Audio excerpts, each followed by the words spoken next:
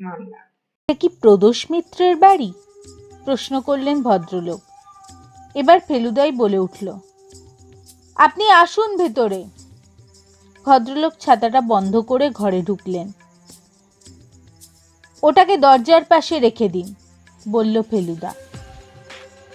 ভদ্রলোক তাই করলেন। তারপর সোফার একপাশে এসে বসলেন। ফেলুদা বলল, আমার নাম প্রদোষ মিত্র, আর ইনি আমার বন্ধু লালমোহন গাঙ্গুলি। যাক, তবু আপনাকে বাড়ি পাওয়া গেল, বললেন ভদ্রলোক।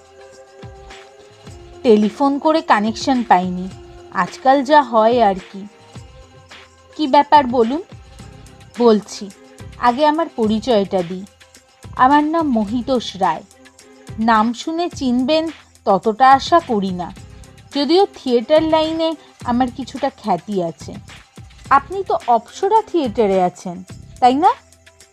ঠিকই ধরেছেন, এখন প্রফুল্লতে অভিনয় করছি। হ্যাঁ হ্যাঁ জানি। আপনার কাছে এসেছি একটা সংকটে পড়ে। কি সংকট? কদিন থেকে আমি হুমকি চিঠি পাচ্ছি। কার কাছ থেকে তা বলতে পারবো না। হুমকি চিঠি? তার কিছু নমুনা আমি সঙ্গে করে নিয়ে এসেছি, এই দেখুন। ভদ্রলোক পকেট থেকে 4টে কাগজ বার করলেন, তারপর সেগুলো টেবিলের উপর রাখলেন। আমি দেখলাম একটায় লেখা সাবধান, আরেকটায় তোমার দিন ফুরিয়ে এলো, আরেকটায় তোমার দুষ্কৃতির ফল ভোগ করো, আর 4 নম্বরটায় আর সময় নেই, এবার ইষ্টনাম জপ করো। গোটা গোটা বড় বড় অক্ষরে লেখা, আর সবই যে এক লোকের তা বোঝবার উপায় নেই। এসব কি ডাকে এসেছে? ফেলুদা জিজ্ঞেস করল। আজ্ঞে হ্যাঁ। এগুলো কদিনের মধ্যে পেয়েছেন? 7 দিন। কে লিখেছে কিছু অনুমান করতে পেরেছেন? একেবারেই না। আপনার প্রতি বিরূপ এমন কোনো লোকের কথা মনে করতে পারছেন না? দেখুন, আমি থিয়েটারে কাজ করি। আমাদের মধ্যে ছোটোখাটো ঝগড়া, মনোমালিন্য এই লেগেই আছে। আমি 2 বছর হলো অপ্সরায় আছি, তার আগে রূপমঞ্চে ছিলাম। আমাকে নেওয়া হয় একটি অভিনেতার জায়গায়। স্বভাবতই সে অভিনেতা এতে সন্তুষ্ট হননি। সে নিশ্চয়ই ঈর্ষায় ভুগছে। এই অভিনেতার নাম কি? জগন্ময় ভট্টাচার্য। ভয়ানক ড্রিঙ্ক করতে শুরু করেছিল, তাই তাকে আর রাখা যায়নি। তিনি এখন কি করছেন, কোথায় আছেন তা জানি না। এই জগন্ময় ভট্টাচার্য ছাড়া আর কারুর কথা মনে পড়ছে? আমার একটি ছোট ভাই আছে, তার সঙ্গে আমার বনে না। সে অবশ্যই আলাদা থাকে। আমার বাবার মৃত্যুতে সম্পত্তি সব আমি পাই। আমার ছোট ভাই অসৎ সঙ্গে পড়ে নষ্ট হয়ে যায়। বাবা তাই তাকে উইল থেকে বাদ দেন। ছোট ভাই স্বভাবতই খুব অসন্তুষ্ট হয়। এছাড়া শত্রু বলতে আর কাউকে মনে পড়ে না। আপনি সাবধানে আছেন তো? তা তো আছি, কিন্তু আপনি যদি একটু পথ বাতলে দেন। এ ব্যাপারে সাবধানে থাকতে বলা ছাড়া আর কিছু তো বলবার নেই। আপনি থাকেন কোথায়? বালিগঞ্জে, 5 নম্বর পণ্ডিতিয়া প্লেস। একাই থাকেন? আজ্ঞে হ্যাঁ, একটি চাকর আর একটি রান্নার লোক আছে। আমি এখনো বিয়ে করিনি। সত্যি বলতে কি, এ অবস্থায় আমার আর কিছুই করার নেই। এরকম হুমকি কেস আমার কাছে আগেও এসেছে। চিঠিগুলো থেকে কিছু ধরা যায় না। এখানে 4টে চিঠিতে দেখছি 4 রকম পোস্টমার্ক, কাজেই কোত্থেকে এসেছে তাও বলা যায় না। অধিকাংশ ক্ষেত্রেই দেখেছি শেষ পর্যন্ত কিছুই হয় না। তবে আপনাকে কেউ উৎকণ্ঠায় ফেলতে চাচ্ছে সে বিষয়ে কোনো সন্দেহ নেই। আমি বলি কি, আপনি পুলিশে যান, তারা এসব ব্যাপারে আরও ভালো ব্যবস্থা করতে পারে। ভদ্রলোক যেন একটু মুষড়ে পড়লেন। বললেন, পুলিশ? কেন? পুলিশের বিরুদ্ধে আপনার কোনো অভিযোগ আছে নাকি? না, তা নেই। তবে আর কি, আপনি সোজা থানায় গিয়ে রিপোর্ট করুন। আমায় যা বললেন তাই বলুন। ভদ্রলোক অগত্যা উঠে পড়লেন। ফেলুদা তাকে দরজা অবধি পৌঁছে দিল। তারপর ফিরে এসে বসে পড়ে বলল, ভদ্রলোকের ডান হাতের আঙুলে একটা আংটির দাগ দেখলাম। সেই আংটিটা কোথায় গেছে কে জানে। বেচে দিয়েছেন বলছেন? জটায়ু প্রশ্ন করলেন। দিলে আশ্চর্য হব না। পায়ের জুতো জোড়ার অবস্থাও বেশ খারাপ। প্রফুল্লতে উনি প্রধান ভূমিকায় অভিনয় করছেন না সেটা জানি, সেটা করছেন অপ্সরার স্টার অভিনেতা নেপাল লাহিড়ী। কিন্তু কে ওর পিছনে লেগেছে বলো তো? আমি প্রশ্ন করলাম। কি করে বলবো বল? উনি যে দুজনের কথা বললেন তাদের একজন হতে পারে। মোট কথা এ কেস আমার নেওয়া চলে না। আর অনেক সময় এগুলো স্রেফ ভাঁওতার উপর চলে। আমার কত টেলিফোন এসেছে বলতো হুমকি দিয়ে। সেসব মানতে হলে তো বাড়িতে হাত পা গুটিয়ে বসে থাকতে হয়। কিন্তু এই চিঠির ব্যাপারটা যে ভাঁওতা নয় সেটা 3 দিন পরেই জানলাম। খবরটা জানা গেল খবরের কাগজ মারফত। ছোট করে লেখা খবর, অপ্সরা থিয়েটারের অভিনেতা নিখোঁজ। মহিতোষ রায় নাকি সন্ধেবেলা থিয়েটার না থাকলে লেকের ধারে বেড়াতে যেতেন। গত পরশু অর্থাৎ সোমবার তিনি যথারীতি বেড়াতে গিয়ে আর বাড়ি ফেরেননি। বাড়ির চাকর থানায় গিয়ে খবর দেয়। পুলিশ এই নিয়ে তদন্ত চালাচ্ছে। ফেলুদা বিরক্ত হয়ে বলল, লোকটাকে পই পই করে বলেছিলাম সাবধানে থাকতে। তার লেকে বেড়াতে যাবার কি দরকার ছিল? যাই হোক, আমার কাছে যখন এসেছিলেন ভদ্রলোক তখন একবার ওর বাড়িতে যাওয়া দরকার। ঠিকানাটা মনে আছে? 5 নম্বর পন্ডিটিয়া প্লেস। গুড, তোর স্মরণশক্তি পরীক্ষা করছিলাম। 9টা নাগাদ আমরা বেরিয়ে পড়লাম। 5 নম্বর পন্ডিটিয়া প্লেস একটা ছোট্ট দোতলা বাড়ি। তার একতলায় থাকতেন মহিতোষবাবু। চাকর দরজা খুলে দিলে আমরা নিজেদের পরিচয় দিয়ে ভিতরে ঢুকলাম। ফেলুদা চাকরকে বলল, তোমার মনিব আমার কাছে এসেছিলেন সাহায্য চাইতে। উনি মাঝে মাঝে হুমকি চিঠি পাচ্ছিলেন। সে খবর তুমি জানো? জানি বই কি বাবু, আমি 22 বছর ওনার কাজ করছি। আমাকে সব কথাই বলতেন। আমি ওকে অনেক করে বলেছিলাম আপনি বেড়াতে যাবেন না, বাড়িতে থাকুন, সাবধানে থাকুন। তা উনি আমার নিষেধ শুনলেন না। যখন দেখলাম রাত 9:30 হয়ে গেল তাও আসছেন না, তখন আমি নিজেই গেলাম লেকে। কোনখানটায় উনি বসতেন, কোনখানটায় বেড়াতেন সেটা আমি জানতাম, কিন্তু কই, তাকে তো কোথাও দেখতে পেলাম না। তারপর পুরো একটা দিন কেটে গেল, এখনো কোনো খবর নেই। আমি থানায় গেলাম, তেনারা সব লিখে টিখে নিলেন, কিন্তু এখনো পর্যন্ত তো কিছুই হলো না। ফেলুদা বলল, তুমি এখন আমাদের সঙ্গে একবার আসতে পারবে? লেকে যে জায়গাটায় বসতেন সেটা যদি একবার দেখিয়ে দাও। চলুন বাবু, যাচ্ছি। তোমার নাম কি? দীনবন্ধু বাবু। আমরা 3 জন ট্যাক্সি করে লেকে গিয়ে হাজির হলাম। জলের ধারে একটা আমলকি গাছের পাশে একটা বেঞ্চি, তাতেই নাকি হাঁটা সেরে বসতেন ভদ্রলোক। হাঁটার অভ্যাসটা ডাক্তারই বলে বলে করিয়েছিলেন। এখন চতুর্দিকে কোনো লোক নেই। ফেলুদা খুব মন দিয়ে বেঞ্চি আর তার চারপাশটা পরীক্ষা করে দেখল। প্রায় মিনিট 5 তন্ন তন্ন করে খুঁজে ঘাসের মধ্যে একটা পিতলের কৌটো পেল।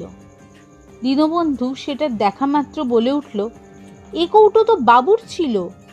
কৌটোটা খুলে ভিতরে এলাচ আর সুপুরি পাওয়া গেল। ফেলুদা সেটা পকেটে পুরে নিল।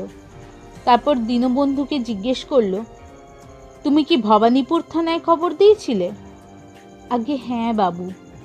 ঠিক আছে, চলো, তোমাকে বাড়িতে নামিয়ে দিয়ে আমরা একটু থানায় খবর দিয়ে আসি।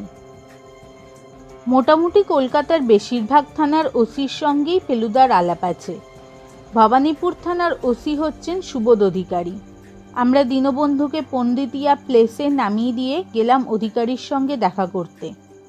রাশভারী হলেও বেশ মাইডিয়ার লোক, আর ফেলুদাকে খুব পছন্দ করেন। আমাদের দেখে একটু অবাক হয়েই বললেন, কি ব্যাপার, এত সকাল সকাল? আমরা দুটো চেয়ারে বসলাম। ফেলুদা বলল, একটা ডিসঅ্যাপিয়ারেন্সের কেস আপনাদের কাছে রিপোর্টেড হয়েছে, মহিতোষ রায়। হ্যাঁ, এটা বোধহয় সত্যবান দেখছিল। দাঁড়ান, ওকে ডাকি। একটু চা চলবে? তা আপত্তি নেই। মিনিট খানেকের মধ্যেই ইন্সপেক্টর সত্যবান ঘোষ এসে গেলেন। ইনিও ফেলুদার যথেষ্ট চেনা। দুজনে হ্যান্ডশেক করার পর সত্যবান বললেন, কি ব্যাপার বলুন? মহিতোষ রায় বলে একটি অভিনেতা বোধহয় নিরুদ্দেশ হয়েছেন। নিরুদ্দেশ কেন? আমার তো মনে হয় তাকে মেরে ফেলা হয়েছে। তার বাড়ি থেকে বেশ কয়েকটা হুমকি চিঠি পাওয়া গেছে। আর লেকের ধারে মেরে ফেলে গায়ে কিছু ভারী জিনিস বেঁধে লাশ জলে ফেলে দিলে সে তো আর পাওয়াও যাবে না। আপনি এ ব্যাপারে কি করে ইন্টারেস্টেড হলেন? ফেলুদা মহিতোষবাবুর আসার কথাটা বলল। তারপর প্রশ্ন করল, আপনারা কোনো রকম এগোবার রাস্তা খুঁজে পাননি বোধহয়? ঘোষ বললেন, ভদ্রলোক অপ্সরা থিয়েটারে অভিনয় করতেন। আমরা সেখানে খোঁজ করেছি, কিন্তু কিছু এগোতে পারিনি। থিয়েটারের কারুর সঙ্গে এমন শত্রুতা ছিল না যে খুন হতে পারে। পেটি জেলাসি সবসময়ই থাকতে পারে, কিন্তু সেটা খুনের কারণ হয় না। ভদ্রলোকের আর্থিক অবস্থা কেমন ছিল? মোটামুটি। 1200 টাকা মাইনে পেতেন। একা মানুষ, তাই চলে যেত। অবশ্যই খুনই যে হয়েছে এ কথা জোর দিয়ে বলা যায় না। ভদ্রলোককে কেউ হয়তো ফুসলে নিয়ে গেছিল, কিংবা ভদ্রলোক হয়তো নিজেই কোনো কারণে ঢাকা দিয়েছেন। একবার যদি কৈলাসবাবুর সঙ্গে দেখা করতে পারি। ভদ্রলোক আমাদের অপেক্ষা করতে বলে গেলেন ভিতরের দিকে। মিনিটখানেক পরে বেরিয়ে এসে বললেন, আপনারা আসতে পারেন। আমরা তিনজনে গিয়ে ম্যানেজারের ঘরে ঢুকলাম। বেঁটে মোটা কালো ভদ্রলোক, নাকের নিচে একটা সরু গোঁফ, বয়স আন্দাজ 50।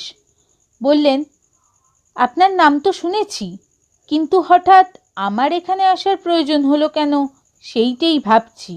ফেলুদা বলল, আপনার একজন অভিনেতা সম্বন্ধে কিছু জানার ছিল, যিনি 2 দিন হলো নিখোঁজ। মহিতোষের কথা বলছেন? সে ব্যাপারে তো পুলিশ এসে এক দফা এনকোয়ারি করে গেছে। ভদ্রলোক আমার কাছে এসেছিলেন, কতকগুলো হুমকি চিঠি পেয়েছিলেন, সেই নিয়ে আমার পরামর্শ নিতে। হুমকি চিঠি? তাহলে কি ও খুন হয়েছে নাকি? আমি তো ভাবলাম পাওনাদারের কাছ থেকে গা ঢাকা দিয়েছে। না, ঠিক সেরকম মনে হচ্ছে না। অবশ্যই ও গিয়ে যে আমাদের একটা খুব বড় রকম ক্ষতি হয়েছে তা বলতে পারি না। প্রশান্ত মোটামুটি চালিয়ে নিচ্ছে। পুলিশ কালকেই এসেছিল। আমরা বিশেষ কোনো ইনফরমেশন দিতে পারিনি। মহিতোষ একটু চাপা টাইপের চরিত্র ছিল। ওর কারুর সঙ্গে খুব একটা মাখামাখি ছিল না। অভিনয়টা মোটামুটি ভালোই করত, তবে ওর ইচ্ছে ছিল প্রফুল্লতে মেন রোল করবার। সে ক্ষমতা ওর ছিল না। ওর কোনো শত্রু ছিল না বলছেন? বলছি তো, শত্রুও না, বন্ধুও না। জগন্ময় ভট্টাচার্য বলে এককালে আপনাদের একজন অভিনেতা ছিলেন? ছিল, কিন্তু তাকে তো অনেক দিন আগেই ছাড়িয়ে দেওয়া হয়েছে। তার জায়গাতেই মহিতোষকে নেওয়া হয়, তাই না?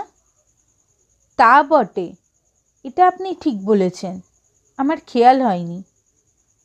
এই জগন্ময় ভট্টাচার্যের বাড়ির ঠিকানা আপনার কাছে আছে? পুরনো ঠিকানা আছে, সে তো এখন সেখানে নাও থাকতে পারে। কৈলাসবাবু একটা ঘন্টা টিপলেন। পাশের ঘর থেকে একটি বছর 25 বয়সের ছেলে এসে দাঁড়ালো। এদের জগন্ময়ের ঠিকানাটা দিয়ে দাও তো। 1 মিনিটের মধ্যেই ঠিকানা এসে গেল।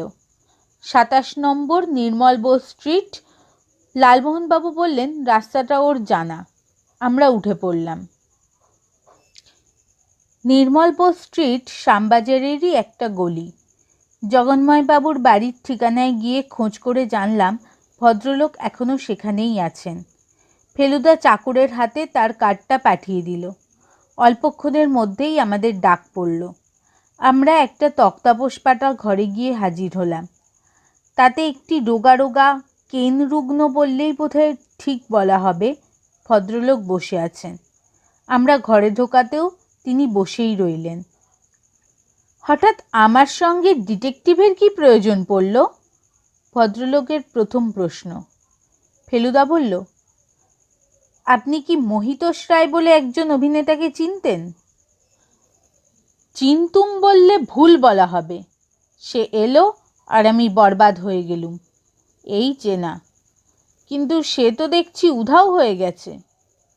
উধাও নয়, খুব সম্ভবত খুন হয়েছেন। খুন? অবশ্যই আমার তাতে বুক ফেটে কান্না আসবে তা নয়। সে আমার ভাত মেরেছিল, সেটাই হচ্ছে আমার কাছে সবচেয়ে বড় ট্রুথ। তার মৃত্যুর আগে মহিতোষবাবু কতকগুলো হুমকি চিঠি পেয়েছিলেন। সেই ব্যাপারে আপনি কোনো আলোকপাত করতে পারেন? আমি চিঠিগুলো লিখেছিলাম কি না সেইটাই জানতে চাইছেন তো? আপনার তার উপরে এখনো যথেষ্ট আক্রোশ আছে দেখছি।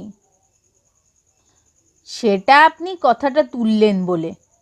মহিতোষ রায়ের ব্যাপার অতীতের ব্যাপার, এই নিয়ে আমি মাথা ঘামাই না। আমি তারপরে দীপ্তি থিয়েটারে কাজ পেয়ে যাই, এখনও সেখানেই আছি। যা পাচ্ছি তাতে আমার চলে যায়। মদ ছেড়ে দিয়েছি, আমি 7-এও নেই 5-এও নেই। কেবলমাত্র একটা সমস্যা আছে, সে হলো হাঁপের কষ্ট। এছাড়া আমি দিব্যি আছি। মহিতোষের কথা আপনি মনে করিয়ে দিলেন বলে, নইলে আমি ভুলেই গিয়েছিলাম।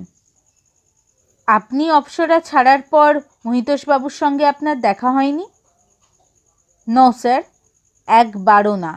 এমনকি মঞ্চে পর্যন্ত ওকে দেখিনি। অপ্সরা থিয়েটারে আমি যাই না। এরপর 3 মাস কেটে গেছে। এর মধ্যে মহিতোষবাবুর কোনো খবর পাওয়া যায়নি। তিনি যে আততায়ীর হাতে প্রাণ হারিয়েছেন তাতে সন্দেহ করার কোনো কারণ নেই। অপ্সরা থিয়েটারে আরেকবার যাওয়া হয়েছিল, ওখানে যদি কোনো খবর থাকে জানবার জন্য, কিন্তু তাতেও কোনো সুবিধা হয়নি। শুধু এই খবরটা পাওয়া গেছে যে মহিতোষ রায়ের জায়গায় আরেকজন অভিনেতা বহাল হয়েছে। এর নাম সুধেন্দু চক্রবর্তী। ইনি প্রফুল্লতে অভিনয় করছেন মহিতোষের জায়গায়, এবং বেশ ভালো করছেন। ফেলুদা এর মধ্যে মহিতোষ রায় সম্পর্কে আরও খবর নিয়েছে। ওর ছোট ভাই শিবতোষের সঙ্গে কথা বলে ফেলুদা জেনেছে যে সে দাদার সঙ্গে কোনো সম্পর্ক রাখেনি। ফেলুদা জিজ্ঞেস করল, আপনার দাদার সঙ্গে আপনার বিরোধের কারণ কি শুধু সম্পত্তি? শিবতোষবাবু বললেন, তার বেশি আর কারণের দরকার আছে কি? দাদা বাবাকে খোশামত করতেন, আমি সেদিকে যাইনি। খোশামত আমার ধাতে নেই। ছোট ছেলে বলে আমাকে সবসময় ছোট করে দেখা হয়েছে। বাবাও তাই করেছেন, দাদা তো বটেই। তাই সম্পত্তি থেকে বঞ্চিত হলাম, এতে বিরোধের সৃষ্টি হবে, তাতে আর আশ্চর্য কি? কথাগুলো শুনে আমার মনে হচ্ছিল শিবতোষবাবুর এখনও পুরোমাত্রায় আক্রোশ রয়েছে দাদার উপর। ফেলুদা বলল, আপনি মহিতোষবাবুর মৃত্যু সম্বন্ধে কোনো মন্তব্য করতে চান কি? এটা হয়তো আপনি বোঝেন যে তিনি যদি আততায়ীর হাতেই প্রাণ হারান, তাহলে সেই আততায়ী আপনি হওয়া কিছু আশ্চর্য নয়। আমি গত 5 বছর দাদার মুখ পর্যন্ত দেখিনি। তার সঙ্গে আমার সমস্ত সম্পর্ক চুকে গিয়েছিল, আর তার থিয়েটারের জীবনের সঙ্গে আমার কোনো সম্পর্ক ছিল না। যেদিন মহিতোষবাবু নিখোঁজ হন সেদিন সন্ধেবেলা 6টা থেকে 8টার মধ্যে আপনি কি করছিলেন মনে পড়ে? রোজ যা করি তাই করছিলাম। আমার বন্ধুদের সঙ্গে তাস খেলছিলাম। কোথায়? সর্দার শঙ্কর রোড, 11 নম্বর, অনুপ সেনগুপ্তের বাড়ি। আপনি খোঁজ নিয়ে দেখতে পারেন। ফেলুদা এটা চেক করার জন্যে সর্দার শঙ্কর রোডে শিবতোষবাবুর বন্ধুর বাড়িতে গিয়েছিল। তিনি বলে দেন যে তাদের বাড়িতে রোজ তাসের আড্ডা হয় এবং শিবতোষবাবু নিয়মিত আসেন। একটা বড় সাসপেক্টকে তাই ফেলুদাকে নাকচ করে দিতে হলো। পরদিন সকালে লালমোহনবাবু এসে বললেন, মশাই, এ কেসটা কোনো কেসই না, আপনি মিথ্যে এটা নিয়ে মাথা ঘামাচ্ছেন।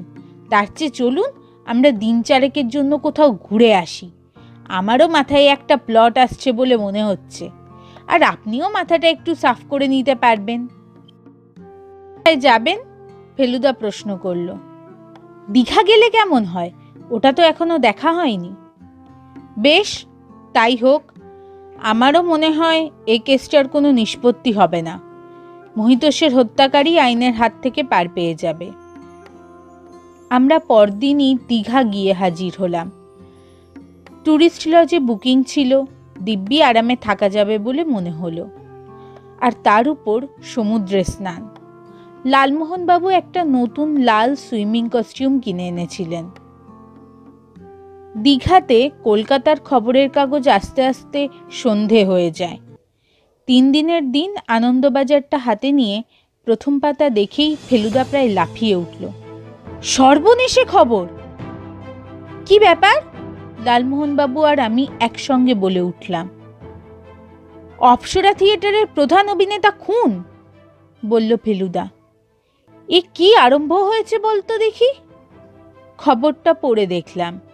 বলেছে অপ্সরা থিয়েটারের প্রধান অভিনেতা নেপাল লাহিড়ী 2 দিন আগে থিয়েটারের পর ট্যাক্সিতে বাড়ি ফিরছিলেন। পথে এক বন্ধুর বাড়িতে যাবেন বলে ট্যাক্সি থেকে নামেন। বন্ধুর বাড়ি একটা গলির মধ্যে, সেই গলিতেই তাকে ছোড়া মেরে খুন করা হয়। পুলিশে খবর দেওয়া হয়েছে, তারা তদন্ত চালাচ্ছে।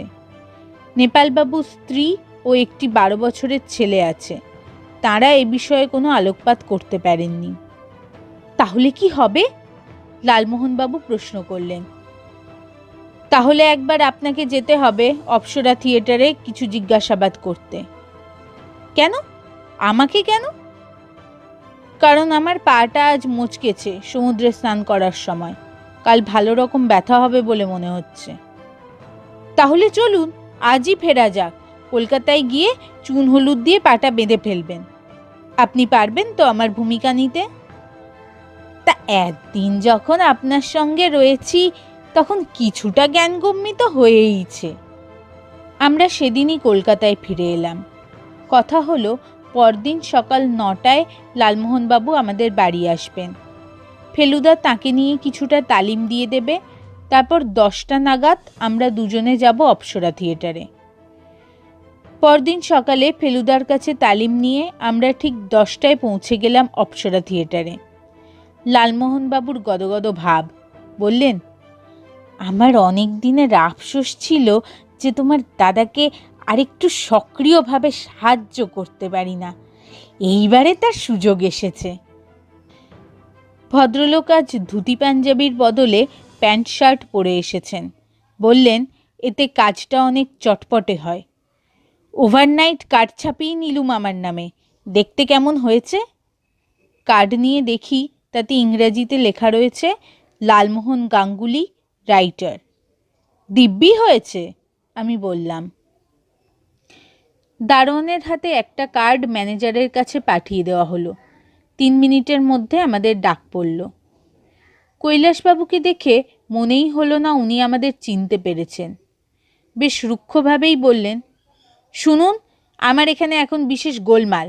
আপনি যদি নতুন নাটক নিয়ে এসে থাকেন তো অন্য সময় হবে, এই কটা দিন বাদ দিন। লালমোহনবাবু জিভ কেটে বললেন, নতুন নাটক নয় স্যার, আমি এসেছি প্রদোষ মিত্র প্রাইভেট ইনভেস্টিগেটরের প্রতিভু হয়ে। উনি অসুস্থ, তাই নিজে আসতে পারলেন না। উনি এর আগে মহিতোষ রায়ের ব্যাপারে একবার আপনার সঙ্গে দেখা করেছিলেন, তখন আমিও এসেছিলাম ওর সঙ্গে। হ্যাঁ, মনে পড়েছে। তা আপনি কি জানতে চাইছেন? খবরের কাগজে যা বেরিয়েছে তার বেশি কিছু বলার নেই। একটা প্রশ্ন ছিল, নেপালবাবুও কি মহিতোষবাবুর মতো হুমকি চিঠি পেয়েছিলেন? পেয়েছিল, তবে সে বিষয়ে প্রথম কদিন চেপে রেখেছিল, কোনো পাত্তা দেয়নি। তারপর 3 দিন আগে প্রথম আমাকে বলে। চিঠি পাচ্ছিল প্রায় 10 দিন থেকে। সে চিঠি আপনি দেখেছেন? 2-3টে দেখেছি, গোটা গোটা অক্ষরে লেখা। হুমকি চিঠি যেরকম হয় সেরকমই আর কি। আমি ওকে সাবধানে থাকতে বলি। কিন্তু নেপাল মঞ্চে হিরো সাজত বলে নিজেকেও একটা হিরো বলে মনে করত। সে বলে, এসব হুমকিতে আমি ঘাবড়াই না। তিনি থাকতেন কোথায়? নকুলেশ্বর ভট্টাচার্য লেনে, 27 নম্বর। উনি কি বিবাহিত ছিলেন? হ্যাঁ, কাগজে লিখেছে উনি ওর এক বন্ধুর বাড়ি যাবেন বলে ট্যাক্সি থেকে নেমেছিলেন। এই বন্ধুটি কে আপনি জানেন? গলিতে বাড়ি বলে যখন বলছে তখন শশধর চাটুর্যে বলে মনে হয়। সেও অভিনেতা, রূপম থিয়েটারে অভিনয় করে। অপ্সরা থিয়েটারে ওর কোনো শত্রু ছিল না? সে আর আমি কি করে বলবো বলুন? প্রধান অভিনেতাকে সকলেই ঈর্ষা করে। সে অর্থে শুধু আমাদের থিয়েটারে কেন, অন্য থিয়েটারেও নেপালের শত্রু ছিল। তাকে সরাতে পারলে আমার থিয়েটার কানা হয়ে যাবে, এটা অনেকেই জানতো। আপনাদের থিয়েটার কি তাহলে এখন বন্ধ? আজ প্রফুল্লর লাস্ট শো ছিল, সেটা আর হবে না। আমরা তো নতুন নাটক আলমগীর নামাবো বলে তোড়জোড় করছিলাম। নাম ভূমিকায় তো নেপালেরই করার কথা ছিল। এখন অন্য অ্যাক্টরকে ট্রাই করা হচ্ছে। একজন নতুন লোক এসেছে। কেমন? মন্দ নয় বোধহয়। দাড়িগোঁফ নিয়ে আলমগীর সাজবার চেহারা নিয়ে চলে এসেছে। তার মেকআপ লাগবে না। এবার আমার একটা কথা মনে পড়ল। বললাম, এখানকার মেন অ্যাক্টরদের বাড়ির ঠিকানাগুলো নিয়ে নিন। ফেলুদা হয়তো ওদের কারুর সঙ্গে কথা বলতে চাইবে। হ্যাঁ, এটা ঠিক বলেছ, বললেন লালমোহনবাবু। কৈলাসবাবুকে বলতে আবার ঘন্টি টিপে ওর সেক্রেটারিকে আনিয়ে আমাদের সব নাম ঠিকানাগুলো আনিয়ে দিলেন। যেই বন্ধুর বাড়িতে সেদিন নেপালবাবু যাচ্ছিলেন, তিনি কোথায় থাকেন বলতে পারেন? কাগজে দেখেননি? খুনটা হয়েছে মতি মিস্ত্রি লেনে, কাজেই তিনিও সেখানেই থাকতেন। আমরা ভদ্রলোককে আর বিরক্ত না করে উঠে পড়লাম। একবার মতি মিস্ত্রি লেনে শশধর চাটুর্যের বাড়ি যাওয়া দরকার। মতি মিস্ত্রি লেনে 3 জনের বেশি লোক পাশাপাশি হাঁটতে পারে না। আমরা গাড়ি বড় রাস্তায় দাঁড় করিয়ে গলির দিকে এগোলাম। মোড়ে একটা পানবিড়ির দোকান। মালিককে জিজ্ঞেস করতে বলে দিল শশধর চাটুর্যে 3 নম্বর বাড়িতে থাকেন।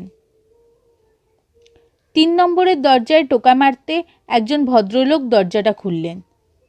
কাকে চাই? আমরা শশধর চাটুর্যের খোঁজ করছিলাম। আমি সেই লোক। আপনাদের প্রয়োজন? লালমোহনবাবু একটা কার্ড বার করে দিতে ভদ্রলোকের চোখ জলজল করে উঠল। আপনিই কি সেই বিখ্যাত রহস্য রোমাঞ্চ কাহিনীর লেখক? লালমোহনবাবু একটু বিনয় করলেন। বিখ্যাত কিনা জানি না, তবে আমিই সেই লোক। আরে বাবা, আপনার সব বই যে আমার পড়া। তা হঠাৎ এই গরিবের বাড়িতে কি মনে করে? আমি এসেছি আমার বন্ধু গোয়েন্দা প্রদোষ মিত্রের তরফ থেকে। তার নামও তো শুনেছি। আপনারা ভেতরে আসুন, ভেতরে আসুন। এতক্ষণে ঘরের ভিতর ঢুকলাম আমরা। একটা তক্তাপোশেই প্রায় ঘরটা ভরে আছে, তবে তার সঙ্গে 2টো কাঠের চেয়ার রয়েছে। লালমোহনবাবু চেয়ারে বসে বললেন, আপনার বন্ধুর খুনের ব্যাপারে আমরা তদন্ত করছি। সে সম্বন্ধে আপনি যদি কিছু বলেন। আমি আর কি বলবো, সে আমার বাড়িতে ঢোকার আগেই খুন হয়। পাড়ার একটি ছেলে আমাকে খবর দেয়। 22 বছর হলো আমাদের বন্ধুত্ব। যদিও রাইভাল থিয়েটারে আমরা অভিনয় করতাম। ওর কোনো শত্রু ছিল বলে জানেন? নেপালের শত্রু থাকবে না? সে এত বড় একটা হিরো, অন্য সব অভিনেতার সে ঈর্ষার পাত্র। তার তো শত্রু থাকবেই। বিশেষ কারুর নাম মনে পড়ছে না? না, তা পড়ছে না। সেরকম কোনো নাম নেপাল করেনি আমার কাছে। সে কাউকে বিশেষ তোয়াক্কা করতো না। একটু বেপরোয়া গোছের লোক ছিল। তার পেশায় তার সমকক্ষ খুব কমই ছিল। অন্য বহু থিয়েটার তাকে অনেক টাকার লোভ দেখিয়েছে, কিন্তু অপ্সরায় তার অভিনয় জীবনের শুরু বলে সে আর কোথাও যায়নি। তিনি যে হুমকি চিঠি পাচ্ছিলেন সে কথা আপনাকে বলেছিলেন? বলেছিল বইকি, কিন্তু সে পাত্তাই দেয়নি। এক নামকরা জ্যোতিষী তাকে বলেছিল সে 82 বছর বাঁচবে। সেটা সে বিশ্বাস করত। বলতো ওই বয়স অবধি সে অভিনয় চালিয়ে যাবে আর মঞ্চের উপর শেষ নিঃশ্বাস ত্যাগ করবে। হ্যাঁ, শশধরবাবু একটা দীর্ঘ নিঃশ্বাস ফেললেন। এর বেশি কিছু আর বলার নেই জানেন, আর আমার মন মেজাজও ভালো নেই। আপনারা বরং আসুন। আমরা উঠে পড়লাম। এক সকালের পক্ষে অনেক কাজ হয়েছে মনে করে আমরা বাড়ির দিকেই রওনা দিলাম। ফেলুদাকে সব রিপোর্ট করতে হবে। ফেলুদা সব শুনে টুনে লালমোহনবাবুর খুব তারিফ করল। বলল, আপনি তো একেবারে পেশাদারি গোয়েন্দার মতো কাজ করেছেন। যেটা বাকি রইল সেটা হচ্ছে অপ্সরা থিয়েটারের অন্য প্রধান অভিনেতাদের জেরা করা, বিশেষ করে টপ অভিনেতা, যাদের সঙ্গে নেপাল লাহিড়ীর হৃদ্যতাও ছিল, রেশারেশিও ছিল। তোমার পা কি বলে? আমি জিজ্ঞেস করলাম। এখনো নট নরণচরণ, আরও 2 দিন অন্তত লাগবে সারতে। ভালো কথা, অভিনেতাদের সঙ্গে যখন কথা বলবেন তখন নতুনটিকেও বাদ দেবেন না। না না, তা তো নয়ই। লালমোহনবাবু ফেলুদার কাজটা করে খুব খোশ মেজাজে ছিলেন। বললেন, এ এক নতুন অভিজ্ঞতা হলো। আসলে আপনার কাজটা যত কঠিন বলে মনে হয় তত কঠিন নয়। কঠিন কেবল রহস্য উদ্ঘাটন। তা বটে, তা বটে। সেটা এখনো পারবো না নিশ্চয়ই, আর সেরকম দাবিও করছি না। তবে একটা কথা বলতে পারি, আজ ওখানে আমাকে দেখলে আপনি চিনতেই পারতেন না। বটে? 100%। ওখানে কি মহড়া চলছে? আমি বললাম, চলছে বোধহয়। কয়েকদিনের মধ্যেই তো আলমগীর শুরু হবে। তাহলে ম্যানেজারকে ফোন করে কোন সময় গেলে সকলের সঙ্গে দেখা হবে আর কথা বলা যাবে সেটা জেনে নিবি। Very good. পুলিশ দেখলি? কই না তো। আছে নিশ্চয়ই, কাগজে তো লিখেছে তারা তদন্ত চালাচ্ছে। একবার ইন্সপেক্টর ভৌমিককে ফোন করব, তার আন্ডারেই কেসটা পড়বে বলে মনে হচ্ছে। ইন্সপেক্টর ভৌমিকের সঙ্গে কথা বলে ফেলুদা জানল যে পুলিশ একটা গুন্ডার দলকে সন্দেহ করছে। নেপালবাবুর নাকি একটা সোনার ঘড়ি ছিল, সেটা খুনের পর পাওয়া যায়নি। খুবই দামি ঘড়ি, এবং সেটাই হয়তো খুনের কারণ হতে পারে। ফেলুদা বলল, তাহলে থিয়েটারের সঙ্গে এ খুনের কোনো সম্পর্ক নেই বলছেন? তাতে ভৌমিক বললেন, ওর তাই ধারণা। একটা গুন্ডার দল কিছুদিন থেকেই নাকি ওই অঞ্চলে উৎপাত করছে। তারা প্রায় সকলেই দাগি আসামি। ছুরিটা নেপালবাবুর গায়েই বিঁধেছিল, কিন্তু তাতে কোনো আঙুলের ছাপ পাওয়া যায়নি। সবশেষে ভৌমিক বললেন, তিনি আশা করছেন 3-4 মধ্যেই কেসটার নিষ্পত্তি হয়ে যাবে। এবার আর আপনাকে কোনো ভূমিকা নিতে হবে না, বললেন ভদ্রলোক। ফেলুদা টেলিফোনটা রেখে বলল, ম্যানেজারকে ওই ফোনটা করে নে, অভিনেতাদের একবার জেরা করা দরকার। আমি তখনই অপ্সরা থিয়েটারে ফোন করলাম। 3 ডায়াল করবার পর লাইন পেলাম। ম্যানেজার বললেন, পুলিশ 1 দফা জেরা করে গেছে সকলকে, তবে আপনারা যদি আবার করতে চান তাহলে বৃহস্পতিবার সকাল 10:30টায় আসুন। সেদিন 11টায় রিহার্সাল আছে, আপনাদের 8 ঘন্টায় কাজ শেষ করতে হবে। আমি ফোনটা নামিয়ে রাখার পর ফেলুদা বলল, টপ 3 জন আর ওই নতুন অ্যাক্টরটিকে জেরা করলেই হবে। বৃহস্পতিবার 10:30টার 5 মিনিট আগেই আমরা পৌঁছে গেলাম অপ্সরা থিয়েটারে। ফেলুদাকে দেখে এসেছি, তার আজও পায়ে ব্যথা রয়েছে। লালমোহনবাবু আজ আরও স্মার্ট। তার হাঁটা চলা এবং কথা বলার ঢংই বদলে গেছে। আমরা প্রথমে ম্যানেজারের সঙ্গে দেখা করে বললাম যে আমরা 3 জন টপ অভিনেতা আর নতুন অভিনেতাটিকে প্রশ্ন করতে চাই। তাহলে ধরণীকে দিয়ে শুরু করুন, ধরণী সান্যাল। সে এখানের সিনিয়র মোস্ট আর্টিস্ট, 26 বছর হলো কাজ করছে। আমাদের জেরার জন্য ম্যানেজারের পাশের ঘরটা খালি করে দেওয়া হলো। ঘরে একটা সোফা আর 3টে চেয়ার রয়েছে। একজন বছর 50-এর ভদ্রলোক এসে ঢুকলেন। সিংহের কেশরের মতো চুল, তার বেশিরভাগই সাদা, ঠুলুঢুলু চোখ, গায়ের রং মাঝারি। আমার নাম ধরণী সান্যাল, বললেন ভদ্রলোক। আপনারা গোয়েন্দা? আজ্ঞে হ্যাঁ, সোজাসুজি বললেন লালমোহনবাবু। আমরা নেপাল লাহিড়ীর ব্যাপারে তদন্ত করছি। নেপাল হুমকি চিঠি পাচ্ছিল, বললেন ধরণীবাবু। তাকে বললুম সাবধান হতে, সে কথা কানেই তুলল না। এর মধ্যে গেছে মতি মিস্ত্রি লেনে। আরে বাবা, বন্ধুর সঙ্গে কদিন না হয় নাই দেখা করলে। আমি তো ওকে পুলিশে খবর দিতে বলেছিলাম, কিন্তু ও গাই করেনি। ঠিক এরকম হয়েছিল আমাদের আরেক অভিনেতার, মহিতোষ রায়।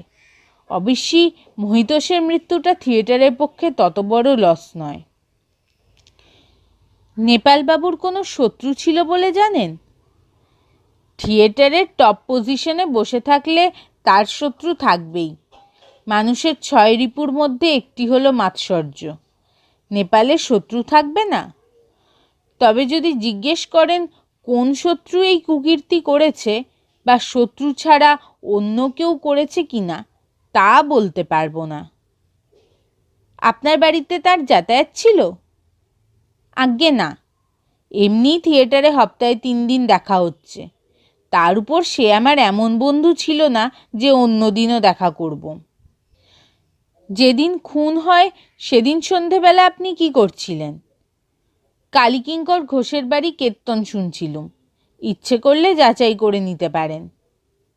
ঠিক আছে, আপনাকে আর কোনো প্রশ্ন করার নেই। এবার এলেন দীপেন বোস। বছর 45 বয়স, মাথা ভর্তি কাঁকড়া চুল, ঠোঁটের কোণে একটা সিগারেট, দাড়ি গোঁফ নেই। ভদ্রলোক প্রথমেই বললেন, আমি আর নেপাল প্রায় একসঙ্গেই অপ্সরা থিয়েটারে জয়েন করি। সে ছিল জাত অভিনেতা। আমারও অ্যাম্বিশন ছিল, কিন্তু দেখলাম নেপালের সঙ্গে পেরে উঠব না। তাতে আপনার মনে ঈর্ষা জাগেনি? তা জেগেছে বই কি, বিলক্ষণ জেগেছে। অনেকদিন মনে মনে ভেবেছি, এই লোকটা আমার পথে কাঁটা হয়ে রয়েছে, এটাকে সরানো যায় না। এই চিন্তাকে কার্যে পরিণত করার ইচ্ছা হয়নি কোনো দিন। পাগল, আমরা ছাপোষা লোক, আমাদের দিয়ে কি খুন খারাপি হয়? নাটক করি, তাই নানা রকম নাটকীয় চিন্তা মাথায় আসে, ব্যাস ওই পর্যন্ত। যেদিন খুনটা হয় সেদিন সন্ধেবেলা আপনি কি করছিলেন? বায়োস্কোপ দেখছিলাম, তবে প্রমাণ দিতে পারবো না। টিকিটের অর্ধাংশ আমি কখনো রাখি না। কি ছবি দেখলেন? মনের মানুষ। কেমন লাগলো? 3rd class. ঠিক আছে, আপনি আসতে পারেন। তৃতীয় অভিনেতার নাম ভুজঙ্গ রায়। এর বয়স 50-এর উপর, চোখা নাক, চোখ কোটরে বসা, গাল তোবড়ানো, মাথার চুল পাতলা হয়ে এসেছে। আপনার সঙ্গে নেপালবাবুর সদ্ভাব ছিল? এই থিয়েটারে নেপালি ছিল আমার সবচেয়ে বড় বন্ধু।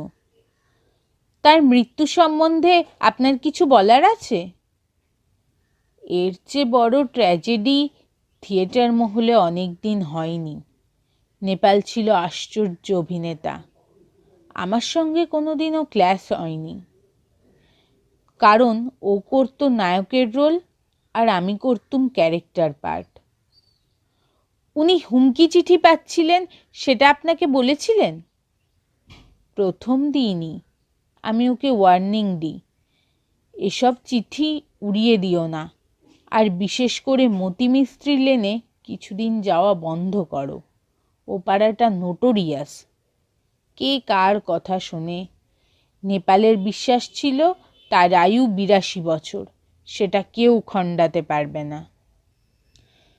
তাহলে আপনার ধারণা গুন্ডার হাতেই তার মৃত্যু হয়? তাই তো মনে হয়, কারণ তার দামি ঘড়িটাও তো পাওয়া যায়নি। সোনার ওমেগা ঘড়ি, দাম ছিল 7,000 টাকা। ভুজঙ্গবাবুকে ছেড়ে দিলাম, উনি আমাদের ধন্যবাদ দিয়ে চলে গেলেন। এবার এলেন নতুন অভিনেতা, নাম সুধেন্দু চক্রবর্তী। প্রথম দেখে একটু হকচকিয়ে যেতে হয়, কারণ মোগলাই দাড়ি আর গোঁফ দেখে মনে হয় উনি মেকআপ নিয়ে রয়েছেন। বললেন, অপ্সরা থিয়েটারে আলমগীর হচ্ছে শুনেই তিনি দাড়ি রাখতে আরম্ভ করেন। আগে শুধু গোঁফ ছিল। আপনি এর আগে কোথায় অভিনয় করতেন? লালমোহনবাবু প্রশ্ন করলেন। কোথাও না, 2-1টা আপিস ক্লাবে করেছি। আমার প্লাইউডের ব্যবসা ছিল, তবে অভিনয় আমার নেশা। আর কিছু করার না থাকলে আমি নাটকের বই খুলে পাঠ মুখস্থ করে আয়নার সামনে দাঁড়িয়ে অভিনয় করতাম।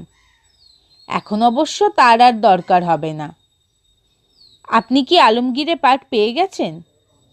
সে বিষয়ে সন্দেহ নেই, তবে কোন পার্ট সেটা এখনো স্থির হয়নি। মেন পার্টও হতে পারে। আপনি থাকেন কোথায়? Amherst Row. ব্যবসা কি এখন ছেড়ে দেবেন? হ্যাঁ, অ্যাক্টিংই আমার ধ্যান জ্ঞান ছিল, সুযোগ পাইনি বলে ব্যবসা চালাচ্ছিলাম। ফেলুদাকে যাতে ঠিকভাবে রিপোর্ট দিতে পারি তাই আমি কথোপকথনটা টেপ রেকর্ডারে রেকর্ড করে নিচ্ছিলাম। বুঝতে পারছিলাম লালমোহনবাবু প্রশ্নগুলো করছিলেন নিজেকে ফেলুদা হিসাবে কল্পনা করেই। এটা আমাদের কাছে একেবারে নতুন অভিজ্ঞতা। সুধেন্দুবাবুকে আর একটাই প্রশ্ন করার ছিল। আপনার সঙ্গে নেপালবাবুর আলাপ হয়েছিল? সামান্যই, তবে ওর অভিনয় আমি আগে অনেক দেখেছি, খুব ভালো লাগতো।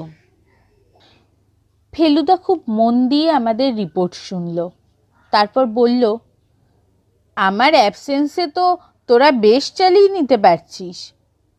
লালমোহনবাবু বললেন, প্রশ্ন করাটাতে খুব একটা বুদ্ধি লাগে না, আসল কথা হচ্ছে উত্তরগুলো থেকে কি বোঝা গেল।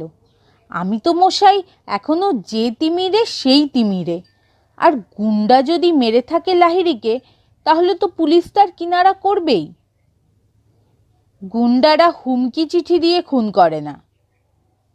তা বটে, তা আপনার কি মনে হয় নেপাল লাহিড়ী আর মহিতোষ রায়কে একজন লোকই খুন করেছে? একজন বা একই দল, সেটাই তো স্বাভাবিক। কিন্তু মোটিভটা? ধরুন যদি অন্য থিয়েটারের লোক খুন করে থাকে, সেখানে তো স্পষ্ট মোটিভ রয়েছে। অপ্সরা থিয়েটারে এখন টপ 2জন অভিনেতাই চলে গেল, ওদের আবার মাথা তুলে দাঁড়াতে কি কম সময় লাগবে? ফেলুদার পায়ে এখনো বেশ ব্যথা, বোধহয় এক্সরে করাতে হবে। ব্যান্ডেজ বাঁধা পা কফি টেবিলের উপর তুলে ও সোফায় হেলান দিয়ে বসেছিল। বলল, তোরা তো অনেক কাজ করলি, এবার আমায় একটু নিরিবিলি কাজ করতে দে। কি কাজ করবে তুমি? চিন্তা করব, একটা আলোর আভাস দেখতে পাচ্ছি অন্ধকারের মধ্যে, সেইটে আরও উজ্জ্বল হওয়া দরকার। লালমোহনবাবু বললেন, আপনি ভাবুন, আমি আপনাকে কোনো রকম ডিস্টার্ব না করে 1 কাপ চা খাবো। তপেশ ভাই, ভেতরে একটু বলে দিয়ে এসো না। ফেলুদা দেখলাম ভ্রুকুটি করে চোখ বুজে ফেলেছে। শেষটায় কি ও ঘরে বসেই রহস্যের সমাধান করে ফেলবে নাকি? কিছুক্ষণ চুপ থেকে ও একটা প্রশ্ন করল, এই সব অভিনেতাদের সঙ্গে যে কথা বললি, এদের কারুর মধ্যে কোনো বাতিক লক্ষ্য করলি? আমি বললাম, ভুজঙ্গ রায় নস্যি নেন, ধরণী সান্যাল বিড়ি খান, আর সুধেন্দু চক্রবর্তী মশলা খান। গুড। আবার কিছুক্ষণ নিস্তব্ধতা। ইতিমধ্যে শ্রীনাথ লালমোহনবাবুকে চা এনে দিয়েছে। ভদ্রলোক বেশ তৃপ্তি সহকারে পান করছেন। আমি একটা পত্রিকার পাতা উল্টে যেতে লাগলাম। ফেলুদার কাছে নানা রকম পত্রিকা আসে, তার বেশিরভাগই অবশ্যই ওয়েস্ট পেপার বাস্কেটে চলে যায়। মিনিট 5 নিস্তব্ধতার পর ফেলুদার দিকে চেয়ে দেখি ও চোখ খুলেছে, আর সেই চোখ জলজল করছে। লালমোহনবাবু, চাপা স্বরে বলল ফেলুদা। আজ্ঞে? এই যে সুধেন্দু চক্রবর্তী, ইনি কি মাঝারি হাইটের ভদ্রলোক? হ্যাঁ। ফর্সা রং? হ্যাঁ। বছর 40-45 বয়স? হ্যাঁ। কিন্তু আপনি একে চেনেন নাকি? শুধু আমি নয়, আপনারাও চেনেন। বলেন কি? এবার বোধহয় ঘরে বসেই রহস্যোদ্ঘাটন হয়ে গেল। হ্যাঁ, দাঁড়ান, আগে ইন্সপেক্টর ভৌমিককে একটা ফোন করি। আমি ফেলুদার হয়ে নম্বরটা ডায়াল করে ফোনটা ওর দিকে এগিয়ে দিলাম। ফেলুদা বলল, কে? হরিদাসবাবু, আমি প্রদোষ মিত্র কথা বলছি। শুনুন, ওই অপ্সরা থিয়েটারের মামলাটা। আমার মনে হয় গুন্ডাদের পিছনে সময় নষ্ট না করাই ভালো, কারণ আমি জেনে গেছি কে খুনটা করেছে। আমি তো চলৎশক্তি রহিত, কাজেই আপনাকেই আসতে হবে আমার কাছে। আমি 99% শিওর, ঘণ্টাখানেকের মধ্যে এলেই হবে। ফেলুদা ফোন রেখে দিল। আমরা ওর মুখের দিকে চেয়ে রয়েছি। খুব জানতে ইচ্ছে করছে, তাই না? ঠিক আছে, তোদের আর সাসপেন্সে রাখবো না। ব্যাপারটা জলের মতো সোজা, অথচ জিলিপির প্যাঁচের মতো প্যাঁচালো। একটা কথা বলতেই হবে, hats off to the murderer. আশ্চর্য ফোন দিয়ে এঁটেছিল। ফেলু মিত্তিরের পর্যন্ত ধোঁকা লেগে গিয়েছিল। আসলে এটা স্রেফ ঈর্ষার ব্যাপার। নেপাল লাহিড়িকে সরিয়ে প্রধান অভিনেতার স্থান দখল করার চেষ্টা, তার জন্যেই খুন। কিন্তু মহিতোষ রায়, তিনি খুন হননি। না, তিনি এমনভাবে ঘটনাটাকে সাজিয়েছিলেন, হুমকি চিঠি থেকে আরম্ভ করে, যাতে মনে হয় তিনি খুন হয়েছেন। আসলে তিনি এখনো জীবিত এবং বহাল তবিয়তে রয়েছেন, ছদ্মবেশে এবং নতুন ঠিকানায়। লেকে গিয়েছিলেন তিনি শুধু মশলার কৌটোটা ফেলে আসতে। তারপর গা ঢাকা দিলেই লোকের সন্দেহ হবে যে তিনি খুন হয়েছেন এবং তার মৃতদেহ লেকের জলে ডুবে রয়েছে।